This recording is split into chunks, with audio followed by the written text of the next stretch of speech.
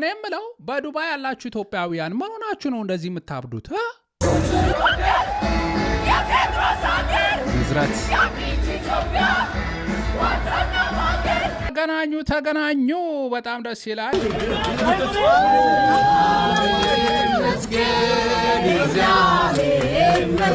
ለሳቅ ለጨዋታ ለመማር ከመጡ ወደ አሽሩካ ቻናል ገብተው ይቀውጡ የምላችሁ የእናንተው አሽሩካ ነኝ። ውድ ዩቲዩብ ቤተሰቦቼ ተናፍቃችኋል፣ የምር ተናፍቃችኋል። ከአንድ ወር በላይ ይመስለኛል ዩቲዩብ ላይ ቪዲዮ ከጫንኩኝ። እግዚአብሔር ይመስገን እኔ ጋር ሰላም ነው፣ ሁሉ መልካም ነው። በሰላም ነው የጠፋሁት። እናንተ ጋርስ እንዴት ነው? ሁሉ መልካም ነው? በተለያየ ኮሜንት ላይ ምናምን እያየዋችሁ ነበር። አንዳንዶች እየጠየቃችሁኝ የጠፋ እንዴት ጠፋ ምናምን። ሁሉ ሰላም ነው። ያው ፖለቲካ እንቅስቃሴ ምናምን ስናረግ ሊጠፋ ስትል ያው ሰው ያስባል። አንዳንዱ ሰው እየደወላችሁ የሚጠይቃችሁኝ አላችሁ። እግዚአብሔር ይመስገን፣ ክብር ለመድኃኔዓለም ይሁን፣ ሁሉ መልካም ነው። በግል ጉዳይ ነው የጠፋሁት ማለት ነው። ከዛሬ በኋላ የተለመደው ቪዲዮዎች እንግዲህ መስራት ይቀጥላለሁ። በእርግጥ ያው ቲክቶክ፣ ኢንስታግራም ና ወገናዊ ጉዳይ እየደረሰ ያለው ግፍ፣ ማብቂያ የሌለው ግፍ፣ እሱን ድምፅ ለማሰማት በእርግጥ ቲክቶክ ምናምን ላይ አልጠፋውም። ግን ዩቲዩብ ላይ ስላላያችሁኝ ያሰባችሁ ሰዎች አላችሁ፣ ከልብ አመሰግናለሁ። ለማንኛውም አይ አም ባክ ብያለው። ይህንን ቪዲዮ ላይክ እያረጋችሁ እንደተለመደው ኮሜንት ሀሳባችሁን ያካፈላችሁ ያው የወገናችን ድምጽም እያሰማችሁ በኮሜንታችሁ ተቃውሟችሁን እየገለጻችሁ አሽሩካ የምርጦች ምርጫ ፍቅር፣ ሰላም፣ አንድነት፣ የሀገር መውደድ ብቻ ነው የምናውቀውና ይሄንን የወገን ፍቅር ይሄንን ሁላ ኮሜንት እያሳያችሁ እንድትቀጥሉ ነው። ይቀጥላል። እኔ የምለው በዱባይ ያላችሁ ኢትዮጵያውያን ምን ሆናችሁ ነው እንደዚህ የምታብዱት? የያዘለነ ጨርቅ አበዳችሁ። ምን ሆናችሁ ነው ግን? ያ ንጉሱን አይታችሁ ነው? አይፈረደባችሁም። እስቲ እንመልከታ። ምን አለ ምን አለ? ጎንደር የፌድሮስ ሀገር ዝረት ኢትዮጵያ ዋታና ሀገር እሱን የሰጣት ሀገር ያቆምነው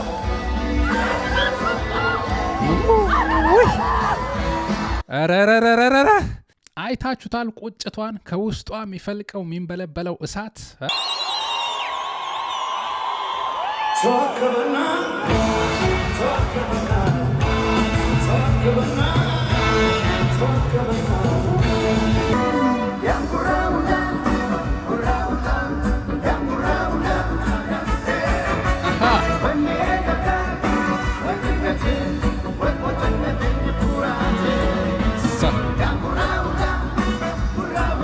ነው ጉዱ።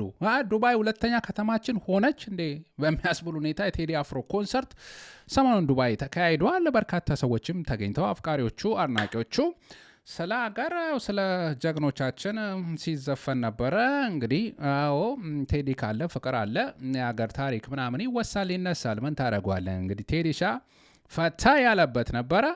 ዱባዮችም እንግዲህ ፈታ ያላችሁበት ነው። ግን አዎ ይሄ ጭዌው ከባድ አይደለም። አንዳንዶቻችሁ ቁርስ ዱባይ፣ ምሳ ደግሞ አዲስ አበባ የምትጫወቱ ሰዎች እንዴት ነው? አንተሳሰብም? እንተሳሰብ እንጂ። እሱን ብቻ ማስጠንቀቂያ ማሳሰቢያ ሰተናችሁ ግን ያው እንደ ፍጠር ጥሩ እናልፋችኋለን።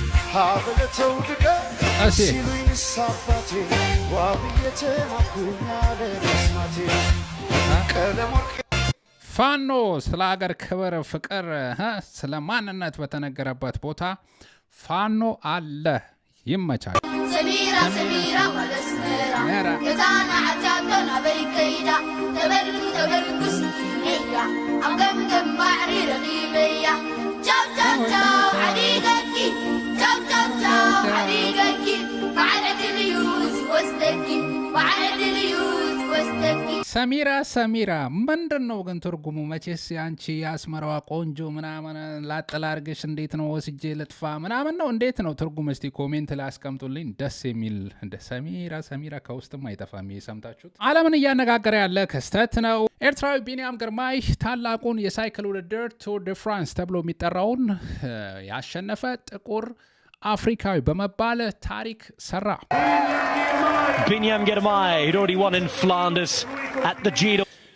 የ4 ዓመቱ ወጣት ቢኒያም ግርማይ እንግዲህ በዓለም ላይ አነጋጋሪ የሆኑ የሶስት ሀገር አቋራጭ ረጅም ርቀት የሳይክል ውድድሮች አሉ። ይህንን ቱር ደ ፍራንስ ተብሎ የሚጠራው አንዱ ነው። ያን በማሸነፍ ነው እንግዲህ በፈረንሳይ ሀገር ሽልማቱን የተቀበለ የምንመለከተው። እኛም ከድሉ በኋላ ባደረገው ንግግር ይህንን እንዳሸንፍ ኃይል የሰጠኝ እግዚአብሔር ይመስገን።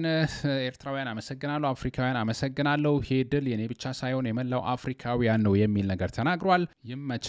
ኮንግራጁሌሽን። ከዚህ ድል በኋላ አበሻ ወንዶችን በጥብቅ እንፈልጋለን እያሉ ነው የአፍሪካ ሴቶች። እሺ ጉዳችን ፈላ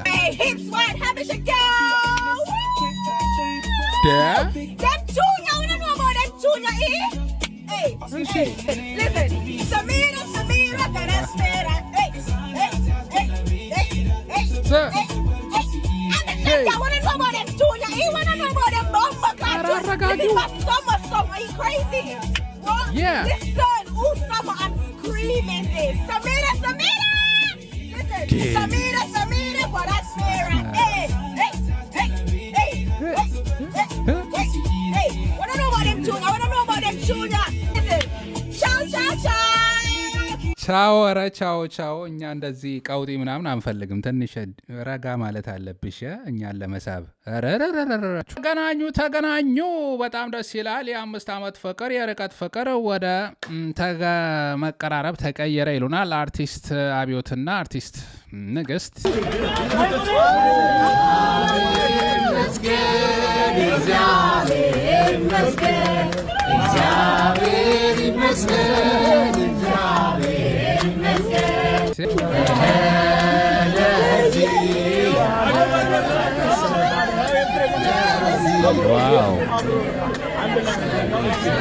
ፍቅር ሰመረ እንላለን። ያው ፍቅር ክቡር ደስ የሚል ነገር ነው። መፈቀር ጸጋ፣ መፈቃቀርም ደግሞ የእግዚአብሔር ስጦታ ነው።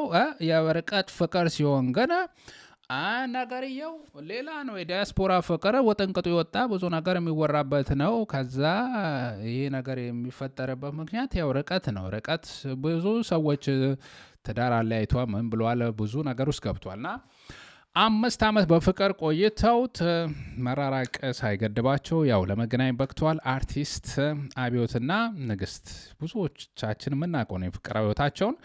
አብዮት ያው ኬንያ ሄዶ ቀለበት አስሮላ ከዛ በኋላ እንደዚህ ተብሎ ምናምን ያው ብዙ ነገር ነው የምናየው ነገር ነው አለ። ያ በጣም ደስ ይላል። ያው የአብዮትና የንግስት ፍቅር ያው ያምራል።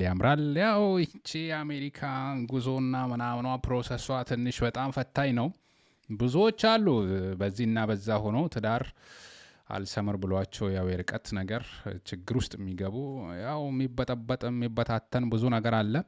ይሄ እንደዚህ ተገናኝተው ፍቅራቸውን ለመቀጠል መብቃታቸው ደስ ይላል። ኮንግራጁሌሽን የምትወዷቸው አድናቂዎች ፍቅራችሁን ግለጹላቸው። የርቀት ፍቅር ለሁሉም ይስመር ብለናል።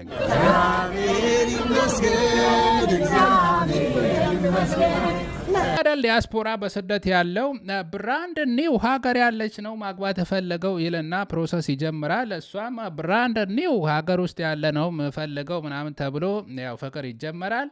ፕሮሰስ የሚባል ነገር አለ። ወጥንቅጡ ይወጣል። ብዙ ነገር የብዙ ሰው በእውነቱ ተጀምሮ መንገድ ላይ ይቀራል እና ያው ፕሮሰስ አልቆ እንደዚህ መገናኘት ቀላል አይደለም። እቺ ስደት የምትባለው ነገር የፍቅር ህይወትን ካመሰችው መካከል ትጠቀሳለች። ግን ያው ብዙ ደግሞ በስደት ምክንያት ብዙ ጥሩ ነገር የተፈጠረለት በፍቅር ህይወትም ብዙ ነገር ወልዶ ከብዶ ሚኖር አለ። አጋጣሚ ፕሮሰስ እንጀምር ተብሎ ምናምን አለ አይደል፣ በዚህም በዛ ተብሎ ጥሩ የፍቅር ህይወት ደግሞ ያላችሁ ሰዎችም አሉ። እንደዛው ደግሞ ያው የዘመኑ ፍቅር እንግዲህ ምን አላት እንትን ነው ቀደም ማስተነዋል አይደለ፣ እንደዛ የሆነበት ነው። ለማንኛውም ፕሮሰስ ላይ ያላችሁ እየቅናችሁ ነው። ማጋባት ከፈለጋችሁ ደግሞ አለን፣ ችግር የለውም፣ እናጋባለን። ማፋታትም በፍቅር እናፋታለን፣ ችግር የለውም። እሱ አያሳስባችሁ። ኧረ አሜሪካ ሶሻል ላይፍ እንዴት ነው? ደስ ይላል። እንደዚህ በሞቀ መደመቀ መልኩ ተቀብሏችኋል። የመቻችሁ ያዝልቃችሁ ብለናል። ዋት አር ዩ ዱዊንግ አለ። ምንድን ነው? ካራቴ ምራለች ካራቴ ታውቃለች። አንድ ቀን እንጃልኝ በረኛል። ስማም ጠጥታቸው ነበረ እኮ ብራዘር። በለው ይመቻችሁ። ምንድን ነው? ጋብቻ፣ መልካም ጋብቻ። ኦኬ ሚስቴ 50 አለቃ ባያን እና ሃኒ እንኳን ደስ አላችሁ ይላል። ጋብቻ እንደዚህ የጨፈረው ነው እንግዲህ እሳት ውስጥ የሚከቱ አባቴ የሚከቱሽ። አዎ ይመቻችሁ። በጣም ያምራል። ደስ ትላላችሁ። مرحبا حلو انتو وللو هاي حبيبة هاي سبا انا مساغي مساغي انتو وللاي هاي مساغي እሺ አቤት እኚህ ልጆች ተመለከታችኋቸው? ምርጥዬ ጥንዶች ተመልከቱ። እንደዚህ ፈታ እያሉ ነው። ግን ኮሜንቱ ጋር ሂዱና እዩዋቸው። ማሜ እንደሰን ኦኬ እንዴት ነሽ እናታችን? ልጅና እናት ናችሁ እንዴ ምናምን እያሉ ኮሜንት ያደርጉባቸዋል ማለት ነው። እንዴ ወደው ለተጋቡ ምን ወፈረች ማለት እንዴት ነው? ኮሜንት እኮ ይሄ ፖስት ምናምን አልተቻለም። የሶሻል ሚዲያ ላይ የምትሰሩ ሰዎች ካልሆናችሁ እንዴት ሬዚስት እንደምታደርጉት አላቅም። አንዳንዴ ወፈር ስላለች ነው እንግዲህ እችን የመሰለች ልጅ በቃ አሁን ወፈረች ተብሎ እማሜ እንደሰን እናትና ልጅ ና እነሱ አይደለም ቆረቆንዳና ጄሪካን ለምን ጋን ለምን አይሆንም? እነሱ ከተዋደዱ ከተፋለጉ ምን አገባ አዳሚ? አንተ አይደለም የምትኖረው፣ አንተ አይደለም አግብተህ እንትን የምትለው። ከፈለገ እንዲጀበና እና የምትመስልና ምን የምትመስል ይጋቡ፣ ምን አገባ? ተዋደዋል፣ ተፋቅረዋል። ፍቅራቸውን ያስምርላቸው። መልካም ነገር ብንመኝ ምን አለበት? በእውነት ኮሜንት ላይ አንዳንዴ ትገርሙኛላችሁ።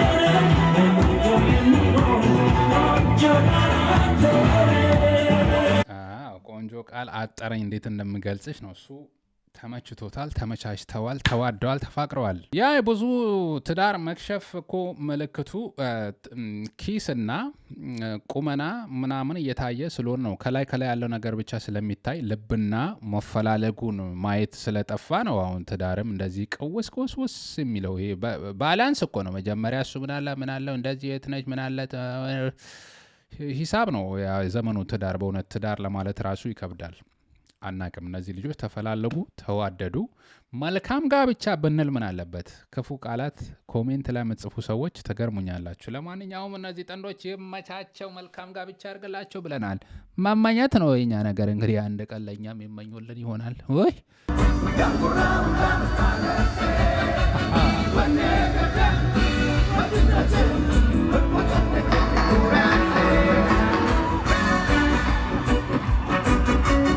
ሮጥ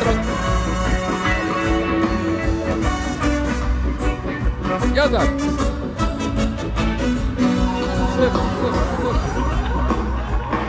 ሄድሻ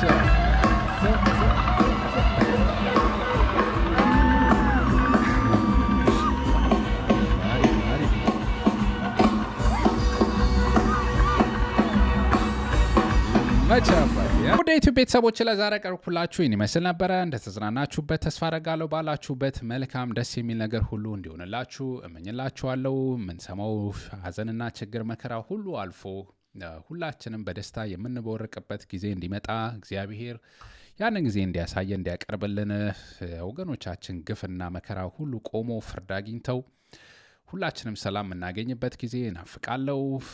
ከስላ ዛሬ ስላተላችሁኝ ከልብ አመሰግናለሁ። አሽሩካ የምርጦች ምርጫ ነበርኩኝ። የቀጣይ ሰው ይበለን። አመሰግናለሁ።